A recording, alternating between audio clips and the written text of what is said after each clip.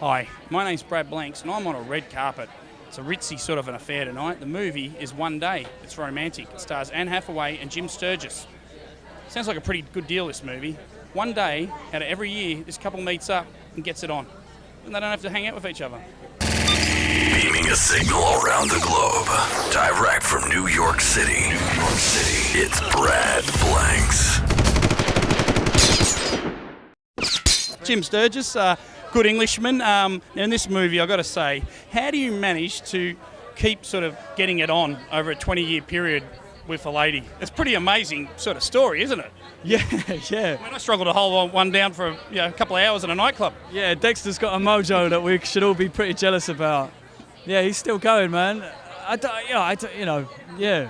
The story, though, it's pretty wild, isn't it? Like, you meet at college, you hook up, then all of a sudden you decide to meet every year. Can you tell me a bit about that?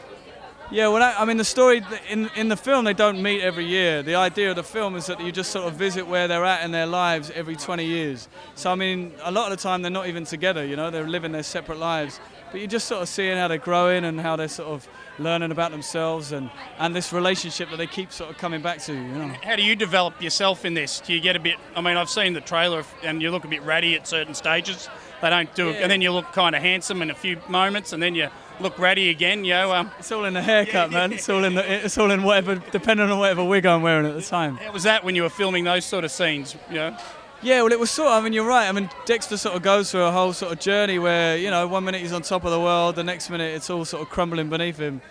And, he's a drinker and he becomes addicted to drugs and alcohol and becomes a sort of minor celebrity on the streets of London and gets kind of washed up in that sort of madness, So he goes through a lot, Anne Hathaway, pretty good to kiss for like 1 day a year, constantly.